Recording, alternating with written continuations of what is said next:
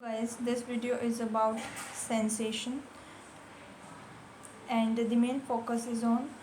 scope of attention. So starting from the sensation, what is sensation? Sensation क्या होता है? Sensation होता है जब हम किसी चीज़ को सेंस करते हैं। ये हमें मतलब ये हम नॉर्मल लैंग्वेज में कहते हैं, लेकिन अगर हम साइंस की लैंग्वेज में कहें तो जब हमारे जो सेंस ऑर्गन्स हैं, आइज़, ईयर्स, नोज, स्किन और टेस्ट बर्ड्स, वो एक्टिवेट होते हैं और एक्टिवेट होते हैं किसी आउटसाइड स्टिमुलाई से। मतलब बाहर कोई एक्टिविटी हो उसकी वजह से एक्टिवेट होते हैं, और जो बाहर जो स्टिमुलाई है, जो एक्सटर्नल स्टिमुलाई है, उसको वो अलो करते हैं न्यूरल सिग्नल्स में कन्वर्ट होने के लिए। और ये कन्वर्जन ज़रूरी क्यों है? क्योंकि हमारा ब्रेन, हमें पता है, वो इलेक्ट्रिक सिग्नल्स में न्यूरल सिग्नल्स को ही समझ सकता है। जैसे कंप्यूटर में बाइनरी लैंग्वेज को ही समझा जा सकता है, जैसे हम कुछ भी टाइप करते हैं, लेकिन उसमें कंप्यूटर में क्या होता है, उसे बाइनरी लैंग्वेज में कन्वर्ट किया जाता है। उसी तरह से हमारे भी जो भी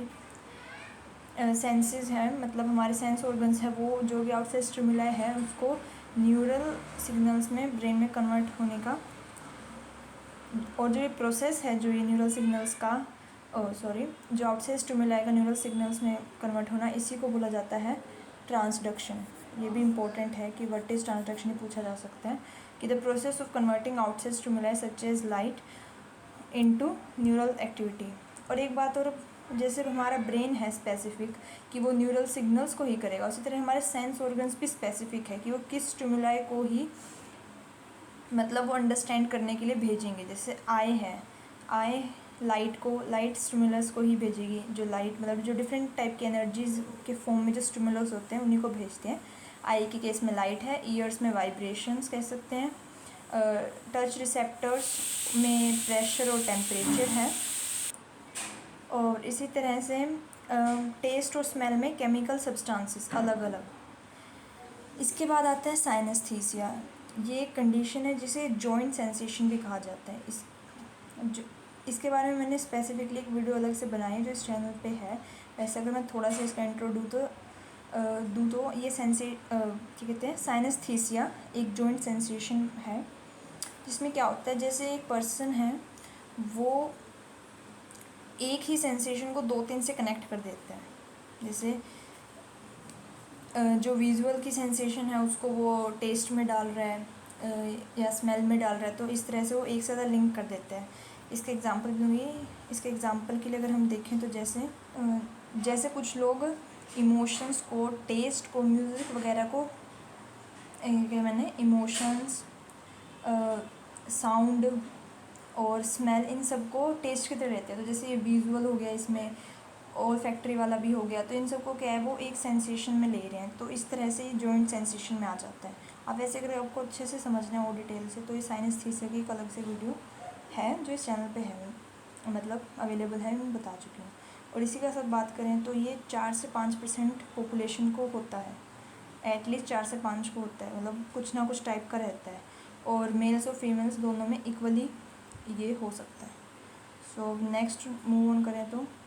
नेक्स्ट हम बात करें दो बहुत इम्पोर्टेंट टर्म्स की, जिनके डिफरेंसेस भी हमें देखने को मिल सकते हैं, JND और एब्सोल्यूट थ्रेशोल्ड। जैसे वेबर्स, ये क्या है, JND पहले समझ लेते हैं क्या है। ये पहली बात तो दिया किसने है, ये एर्नस्ट वेबर ने दिया है, साइकोलॉजिस्ट, और इसको थ्रेशोल्ड कहते हैं, डिफरेंस थ्रेशोल्ड भी बोलते हैं। वैसे JND की फुल फॉर्म क्या है, जस्ट नोटिसेबल डिफरेंसेस। ये क्या है भी, अगर हम जैसे अगर हमने चाय में, मान लो चाय में क्या किया है, हमने 1 चम्मच चीनी डाली, और उसके बाद तो जैसे मैं कह रही थी, जैसे चाय में हमने चीनी डाली, 1 चम्मच चीनी से वो हमें क्या करें, हमें मीठी लग रही है, ठीक है, लेकिन अब हम उसमें कितनी और चीनी डालेंगे कि वो हमें थोड़ी सी ज़्यादा लगे, मतलब कि भी ये जो उसकी स्वीटनेस है वो इंक्रीज़ होगी है। और वो भी हमें कितना, जब हम मतलब बहुत सारे ट्रायल्स लें और उसमें से 50% टाइम हमें वो डिटेक्ट हो जाए कि हाँ, इसकी जो ये टी है, इसकी स्वीटनेस बढ़ गई है, तो इसी को कहा गया है JND, जस्ट नोटिसेबल डिफरेंस। भी जस्ट हमें नोटिस हुआ है 50% ऑफ टाइम कि हमें बता सकते कि हाँ इसमें चेंज है, कि स्टिमुलस में कुछ डिफरेंस आया है। और इसकी बात करें तो जैसे ये कांस्टेंट रहता है, क्यों, जैसे अब हमने कहा भी एक कप में हमें मतलब ये कह दो आधी चम्मच से हमें पता चल रहा है कि हाँ क्या कहते हैं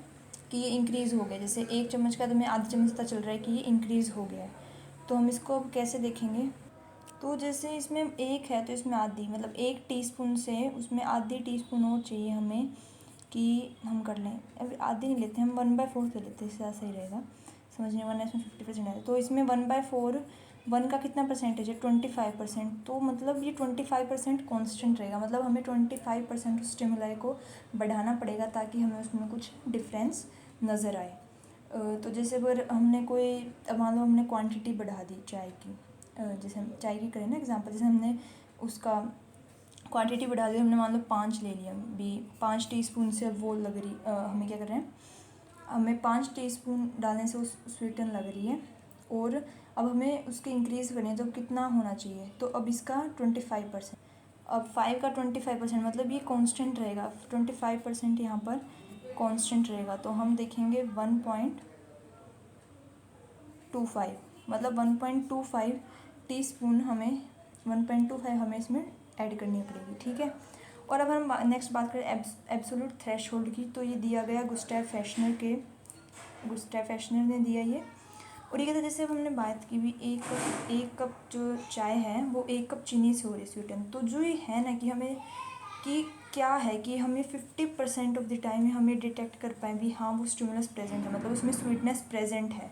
तो वो हो जाता है यहाँ पे एब्सोल्यूट थ्रेशोल्ड। जैसे इसके केस में क्या है कि 1 कप चाय में 1 कप चीनी वो एब्सोल्यूट थ्रेशोल्ड है किस स्टिमुलाई का, स्वीटनेस नाम के स्टिमुलाई का, ठीक है। तो अगर हम इसके साथ ये मतलब इसमें डिफरेंसेस भी आ सकते हैं कि ये GND क्या है, एब्सोल्यूट थ्रेशोल्ड क्या है, मतलब डिफरेंस थ्रेशोल्ड और एब्सोल्यूट थ्रेशोल्ड में डिफरेंस बताओ, या फिर इनकी इंडिविजुअल डेफिनेशन भी आ सकती है, ये इंपॉर्टेंट है एग्ज़ाम पॉइंट ऑफ व्यू से। मतलब ये 2 मार्क्स में टाइप में आ सकता है अगर ऐसा एग्ज़ाम पैटर्न में रहता है कि 2 या 3 मार्क्स में भी कुछ देना है क्वेश्चन।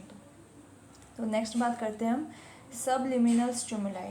तो ये जैसे हमने सुना है कि हमें जानते भी सबकॉन्शियस माइंड नाम के हम सुनते हैं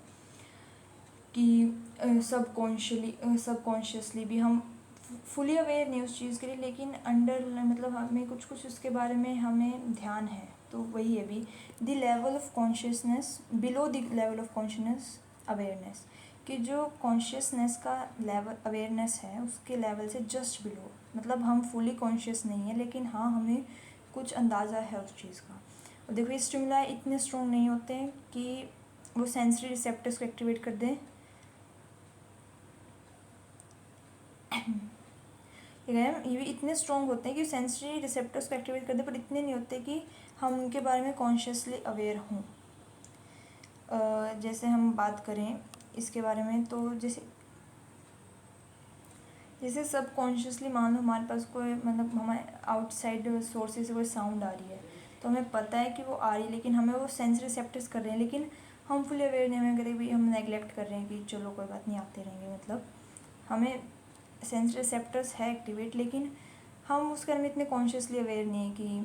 अब ये मतलब ये कितनी देर से साउंड आ रही है, कि अब ये थोड़ा बहुत इसमें कुछ डिफरेंस आया है कि नहीं आया है, जैसे फैंस की साउंड होगी अपने आसपास। या फिर इसमें हम ये भी कह सकते हैं जैसे हम क्लॉथ्स वियर करते हैं तो एक बार हमें लगता है भी, लेकिन हम ऐसे नहीं कॉन्स्टेंटली हमें वो भी वरी कर रहे हैं भी, हम उसके लिए अडेप्ट हो जाते हैं, अभी हम उसका वो एक स्टिमुलाई सबलिमिनल स्टिमुला जाते हैं भी, हम उसके लिए कॉन्शियसली इतने अवेयर नहीं है। अब इसकी बात करें तो ये कहते हैं भी जो ये स्टिमुलाई एक्ट करते हैं तो हमारे बिहेवियर को किस तरह इन्फ्लुएंस करते हैं, उससे कहा जाता है सबलिमिनल परसेप्शन। अब इसमें है ना जेम्स नाम के एक मार्केट रिसर्चर था थोड़े ओल्ड टाइम में, और वो उस टाइम में काफ़ी इन्फ्लुएंशियल पर्सन था। तो उसने कहा भी, वो उसने एक पिकनिक नाम के उस टाइम की मूवी में उसने स्टडी करने के लिए कहा कि वो ऐसे कहता था भी eat popcorn and drink Coca Cola, इस टाइप की एडवर्टाइजमेंट वो हर 5 सेकेंड में 3 मिलीसेकंड के लिए दे रहा था। तो उसका मानना था कि लोग क्या करेंगे, ये जो परसेप्शन है ये एडवर्टाइजिंग में काम करेगा, उसका ये था भी हाँ भी लोग अब उसको खरीदेंगे उस चीज़ को, ऐसे करेंगे, लेकिन भी उसको, लेकिन उन्होंने बाद में स्टडीज़ में पता चला कि ऐसा नहीं है। लोग जैसे उनके से फेस टेंशन आ गई कि हाँ ये बार बार ये एडवर्टाइजमेंट आ रही है, तो मतलब वो हो सकता है कि ऑटोमेटिक रिएक्शंस आ जाएं, लेकिन जो वॉलेंटरली अब हमें जाके वहाँ पे मार्केट में जाके वो कोका कोला के लिए वहाँ पे दुकान पे शॉप पे जाना पड़ेगा, पॉपकॉर्न के लिए जाना पड़ेगा, वो इतना नहीं है इन सबलिमिनल परसेप्शन में, इतनी मतलब हम कहें ताकत वो इतनी स्ट्रॉन्ग नहीं है कि वो उस पर्सन को कन्वे कर सके कि वो वहाँ जाके उस चीज़ को ख़रीद रहे हैं। तो इसलिए अभी ये एडवर्टाइजमेंट में वर्क नहीं करता है। और अगर हम बात करें तो इसमें एग्जांपल्स में जैसे बहुत सबलिमिनल परसेप्शन के हैं, वो थे फियरफुल और थ्रेटनिंग, मतलब ये बहुत इसके स्ट्रॉन्ग एग्जांपल्स हैं कि हम कोई डर वगैरह की सिचुएशन में होते हैं तो मतलब हमें ये सबलिमिनल परसेप्शन हमारे उसमें उस केस में काम करती है। तो अब आगे बात करें सिग्नल डिटेक्शन थ्योरी की, तो ये क्या है, ये एनालाइज करनी, ये एक अलग तरीका है कि हमारे स्टिमुलाई से हम जो भी हमें स्टिमुलस है आउटसाइड वर्ल्ड से हमें जो भी चीज़ें आ रही हैं उससे को हम कैसे रिस्पॉन्ड करते हैं। तो ये एक थ्योरी थी जिसमें मतलब अलग अलग जो पर्सन कोई डिसीज़न ले रहा है, कोई क्या एक्ट कर रहा है, ये अलग अलग मतलब डिफरेंट कंडीशंस में उन्होंने चेक किया और उसके बाद ये थ्योरी करी। तो इन्होंने मतलब फिज़िकल मेंटली जो भी सारे हो सकते थे उस पर किया कि कैसे चीज़ें इन्फ्लुएंस हो रही हैं, पर्सन उसको कैसे रिगार्ड करे, जो सब्जेक्ट है वो किस तरह से चीज़ों को परसीव करेगा, उनको मतलब कैसे रिस्पॉन्ड करेगा किसी भी बेसिकली किसी भी बाहर का जो स्टिमुलस है किसको कैसे। अब जैसे हम स्कोप ऑफ अटेंशन की तरफ बढ़ रहे हैं, स्कोप ऑफ अटेंशन, तो वो स्कोप ऑफ अटेंशन क्या है भी हमारे बाहर कोई भी मतलब आउटसाइड वर्ल्ड में कोई भी चीज़ चल रही है, हम उसको कैसे से पहले परसीव ही चल रही है, फिर हम जैसे उसको परसीव करेंगे उसके उसी हिसाब से उसे अटेंशन देंगे भी, हमें सही हमें उसमें इंटरेस्ट है तो हम देंगे। अगर हम उसे अच्छा परसीव नहीं कर रहे हैं भी, हमें ये मतलब नहीं बढ़िया लग रहा हमें, तो हम उसको अटेंशन नहीं देंगे। तो इसलिए ये उससे पहले ज़रूरी है स्कोप ऑफ अटेंशन की तरफ ही हम जैसे मूव फॉरवर्ड करें स्टार्टिंग से ही। तो आगे देखते हैं। तो अगर हम वापस पे आए सिग्नल डिटेक्शन थ्योरी पे, तो इसमें जो ये रिसर्चर्स कर रहे थे तो इन्होंने था ना स्टिमुलाई प्रेजेंट है भी, कैसे स्टिमुलाई प्रेजेंट का भी देखो, कोई स्टिमुलाई प्रेजेंट है, इन्होंने फिर ये किया भी वो स्टिमुलाई प्रेजेंट है तो उसको कर पाते हैं आइडेंटिफाई या नहीं कर पाते हैं। तो इस वजह से फिर उन्होंने कंपैरिजन भी किया, जैसे बात करें ना अभी कंपैरिजन करेंगे वो सर्टेन सिचुएशंस को। तो मान लो कोई स्टिमुलाई प्रेजेंट है और जो सब्जेक्ट है उसने भी कहा कि हाँ प्रेजेंट है, इसमें करेक्ट है उसका, तो इसको कहा गया हिट। मान लो कोई प्रेजेंट है लेकिन उसने एब्सेंट बता दिया तो ये रॉन्ग है, मतलब आप समझ रहे हैं ना, फिर उसे मिस बताएगा। तो इस तरह से भी यहाँ पे भी तरह भी स्टिमुलस प्रेजेंट है एब्सेंट है और फिर उसने क्या उसका रिएक्शन था, और फिर हमें तो समझ में आ रहा है भी सही है या गलत है। तो फिर जो ये गलत थे उनको सही के साथ कंपैरिजन किया गया, तो मतलब हिट और करेक्ट रिजेक्शन को मिस और फॉल्स अलार्म के साथ क्या कहते हैं कंपेयर किया गया है, ठीक है। तो अगर हम आगे दो और टर्म्स की बात करें तो बात आती है हैबिचुएशन और सेंसरी अडेप्टेशन। अब हमें ये क्या है, ये हमें लाइक हम कहते हैं हैबिटेट नहीं कहते भी, हमें भी अडेप्टेशन होगी, हमने साइंस में भी पढ़ा है भी अडेप्टेशन और हैबिटेट, ये हमें सिमिलर से वर्ड्स लगते हैं लेकिन इनमें कुछ डिफरेंसेस हैं। वो क्या है कि हैबिचुएशन की बात करें तो इसमें क्या होता है कि हमारे हैबिचुएशन में क्या है भी, हमारे सेंसरी रिसेप्टर्स काम कर रहे हैं लेकिन ब्रेन ने कहा है, ब्रेन ने ही काम करना उन पर बंद कर दिया, लाइक ब्रेन उनको कोई अटेंशन नहीं दे रहा है।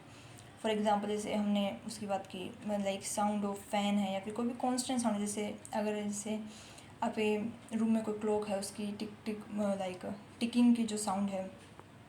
वो कॉन्स्टेंट है तो हम उस पर ध्यान नहीं देते हैं। तो ये होता है हैबिचुएशन। और बात करें सेंसरी अडेप्टेशन की, तो इसमें क्या है कि रिसेप्टर सेल्स ही कम रिस्पॉन्स हो जाते हैं, एब्सोल्युटली तो नहीं होंगे कि मतलब रिस्पॉन्ड करने बंद कर दिया, लेकिन थोड़े कम रिस्पॉन्स करने लग जाते हैं स्टिमुलस को जो अनचेंजिंग है। और इसमें अनचेंजिंग होना चाहिए, ऐसे नहीं चेंज होगा तो पता ही है हमें भी वो, फिर तो हम रिएक्ट करेंगे, फिर तो क्यों सेंसरी अडेप्टेशन होना है। तो जैसे टेस्ट है, साउंड मतलब किसी फूड का टेस्ट है तो हमें स्टार्टिंग में लाइक बहुत स्ट्रॉन्ग उसकी मतलब टेस्ट आता है कि हाँ जैसे हमने पिज़्ज़ा वगैरह खाया तो लाइक हाँ स्टार्टिंग में बहुत सही आ रहा है, लेकिन बाद में मतलब हम उसका थोड़ा हमारे मतलब वो टेस्ट कांस्टेंट सा हो जाता है तो फिर हमें इतना वो नहीं कुछ चेंज नहीं लगता है और हम कम रिस्पॉन्सिव हो जाते हैं उसके बारे में, ठीक है। और लेकिन इसमें बात कही गई भी, तो जैसे अब कोई चेंज हो रहा है तो ये हो जाता है, लेकिन आई के केस में क्या कहा, लेकिन कहा आई के केस में ऐसा नहीं है। जैसे अब आपने देखा भी ऐसे इस तरह से, तो मतलब स्मेल आनी थोड़ी बंद हो गई ऐसे नहीं, मतलब लेकिन पर जैसे उसमें स्मेल का हो सकता था सेंसरी एडेप्टेशन भी, कोई स्मेल है वो बहुत टाइम से आ रही है और हमें इतना कोई, या फिर मुझे पसंद नहीं है, या फिर लाइक कोई इंटरेस्ट, देखो इसमें इंटरेस्ट का भी है, अगर इंटरेस्ट है हमें तो उसमें हम बार बार उसको वो हमें आता रहेगा, सेंसरी एडेप्टेशन होती रहेगी। और सेंसरी एडेप्टेशन कह रही हूँ, जो रिस्पॉन्स है किसका, हमारे रिसेप्टर्स का, वो होता रहेगा। लेकिन अब जैसे हमें नहीं है कोई चीज़ पसंद तो हम उसको वैसे करेंगे भी नहीं, ज़्यादा ना ध्यान जाए। लेकिन आई के केस में क्या, आई के केस में बात कर रही थी, तो आई के केस में ऐसा नहीं है, क्योंकि कोई ना कोई हमें लिटिल वाइब्रेशन, और अगर ऐसा होता तो हम फिर ब्लैंक, हमें कुछ ना कुछ ब्लैक ब्लैक ऐसा आने लग जाता हमारे आँखों के आगे, लेकिन ऐसा नहीं होता है, क्योंकि हमारे जो आई के अंदर है वो माइक्रो सेकेंड से सेकेंडिक मूवमेंट्स, लिटिल वाइब्रेशंस जो चलती रहती है भी, जैसे हम आइज़ को इधर उधर करते रहते हैं, इस कुछ ना कुछ वाइब्रेशंस पे ये ध्यान रखता है। आई के केस मतलब ऐसा नहीं है। अब हम फुली स्कोप ऑफ अटेंशन पे आ गए हैं, तो अब वैसे वीडियो काफ़ी लंबा जा रहा है, तो ये नेक्स्ट वीडियो में ही करती हूँ फिर मैं, व्हाट स्कोप ऑफ अटेंशन, ठीक है। So thank you for watching the video, thanks guys, like share and subscribe, thank you for watching.